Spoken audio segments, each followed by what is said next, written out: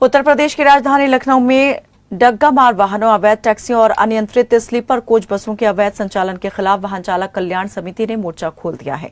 समिति के राष्ट्रीय अध्यक्ष सुरेश यादव ने लखनऊ पहुंचकर मुख्यमंत्री के नाम एक 7 सूत्रीय ज्ञापन सौंपा। उन्होंने चेतावनी दी कि यदि इन अवैध वाहनों पर लगाम नहीं लगाई गई तो होने वाली किसी भी बड़ी दुर्घटना के लिए सीधे तौर पर जिला प्रशासन जिम्मेदार होगा। इसी बीच संवाददाता वैष्णवी साहू ने वाहन चालक कल्याण समिति भारत के राष्ट्रीय अध्यक्ष सुरेश यादव से खास बात की। नमस्कार, मेरा नाम है वैष्णवी साहू और इस वक्त हम मौजूद हैं हजरतगंज के पास, जहां पर काफ़ी लोग इकट्ठा हुए हैं और बड़ी संख्या में डिमांड्स कर रहे हैं। अब उनकी मांग क्या है ये हम उनसे बात करके जानेंगे। इस वक्त हमारे साथ मौजूद हैं वाहन चालक कल्याण समिति के सदस्य। जी, आपका नाम? सुरेश चंद्र यादव। तो मैं आपसे ये जानना चाहूँगी कि आप ये क्या मांग कर रहे हैं? मांग ये है कि अच्छे ड्राइवर जो हैं बुरे लोगों के साथ उन्हें बदनाम किया जा रहा है और जो अपराधी प्रवृत्ति के लोग हैं इन पर अंकुश लगाया जाए। कुछ ऐसे विदाउट परमिट गाड़ियां रोड पे चल रही हैं, 4 व्हीलर बस वगैरह, और जो कि इनको परमिशन नहीं है, इनके पास परमिट नहीं है और गाड़ियों के ऊपर ओवर हाइट में ट्रांसपोर्टिंग का माल लोड किया जाता है। अगर वो माल उस पर गाड़ियों पर नहीं लोड किया जाता तो और गाड़ियों का जो है कि बिजनेस बढ़ता, धंधा बढ़ता, लोगों को रोजगार मिलता। लेकिन एक तो सवारी भी ढोते हैं, ऊपर से ओवर हाइट का माल लेके जाना। आप लोगों ने देखा होगा कई बार सड़कों पे आगजनी हुई बसों में और काफ़ी यात्री भी इसमें मरे हैं। तो सारी जवाबदेही ड्राइवर के ऊपर आती है और ड्राइवर लाचार है कि अपना परिवार चलाने के लिए उससे अवैध कार्य करवाए जा रहे हैं।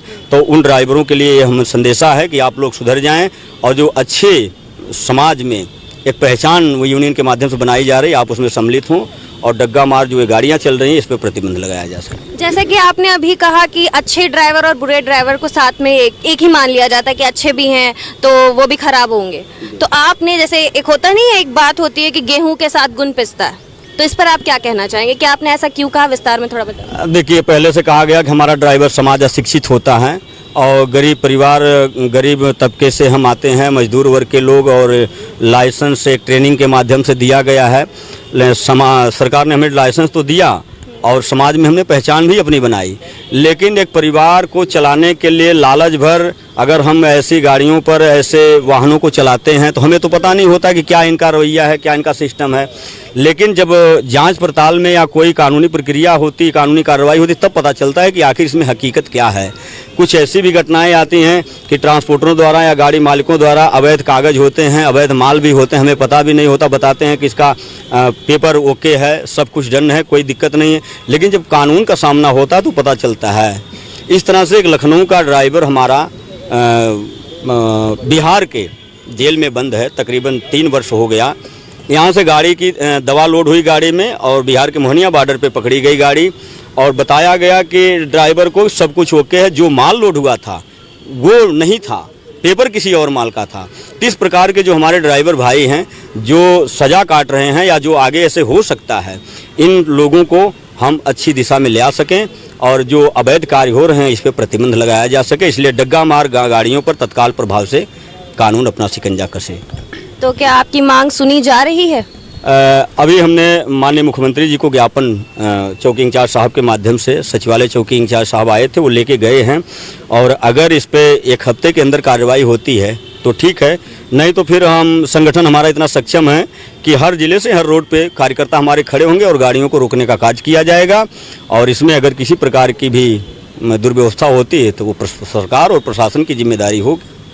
आपको क्या लगता है कि आपके इस कदम से जो हमारी आम जनता है उस पर क्या असर पड़ सकता है? देखिए, आम जनता अनावश्यक मौत का शिकार होती है और हमने देखा कि कभी ऐसे होटल चलते हैं कि जहाँ पे ये गाड़ियाँ अक्सर रोकी जाती हैं, वहाँ पर जो सामान 10 रुपये का होता है उसको 40 रुपये 50 रुपये में लोग बेचे जाते हैं। तो इससे अगर यात्री कोई ले भी लेते हैं सामान, अगर वो कहते हैं कि सामान इतने का, उनके साथ बदतमीजी होती है, मारपीट पे लोग उतर आते हैं। आप लोग भी रोड पे सफ़र किए होंगे और ऐसा आपका आगरा एक्सप्रेसवे है, उस पर भी कैंटीन होटल जो हैं, जो 10 रुपये की चीज़ें वो 50 रुपये का, पूर्वांचल एक्सप्रेसवे है वही चीज़ है। तो जब इन सब चीज़ों के लिए सार्वजनिक जब होगा तो जनता भी जागेगी, जनता को इसका ध्यान होगा, जनता अपने अधिकार के लिए, अपने आत्मसम्मान को बचाने के लिए हमारा साथ जरूर देगी। और हमें ये यकीन भी है कि ये जो मौत का तांडव चल रहा है ये जो सरगना का जो गिरोह बना हुआ है, इस पर सरकार प्रतिबंध लगाने का कार्य करेगी और हम इसमें सरकार का साथ देंगे। अगर सरकार नहीं करेगी ऐसा तो हम मजबूर होंगे। हमारा संगठन इतना सक्षम है कि हर रोड पे इनको रोकेंगे हम। मतलब आप आगे और भी बड़ी कार्रवाई कर सकते हैं और भी बड़े। जी जी, ये तो हम एक ज्ञापन देने आए थे कुछ जिले से हमारे मेन पदाधिकारी, और सरकार को पता भी है 30 अक्टूबर को हमने यहाँ धरना प्रदर्शन लखनऊ के अंदर किया था, तो उस समय तो 500 की संख्या में थे, और अगर सभी जिलों का जोड़ेंगे तो लाखों में होंगे। जब लाखों में रोड पे उतरेंगे तो फिर सरकार अपनी बदनामी से बचने के लिए अगर उससे पहले कुछ करना चाहती है तो अपनी बदनामी बचा ले, अन्यथा ये सबको पता है कि कौन ये करा रहा है। और अगर सम्मानपूर्वक रोका जाता तो ठीक है, नहीं तो फिर लड़ाई तो मैदान में ही है। फिलहाल चालक कल्याण समिति संपूर्ण भारत जिंदाबाद। देखिए आप यहाँ पर किस तरीके से नारेबाजी हो रही है, जोर शोर से सब अपनी मांग को लेकर डटे हुए हैं। फिलहाल इस स्थिति पर सबकी नजर बनी हुई है, अब आगे देखना होगा कि आगे क्या रुख होता है। चलिए, कैमरामैन राहुल के साथ मैं वैष्णवी साहू, खबर फास्ट लखनऊ।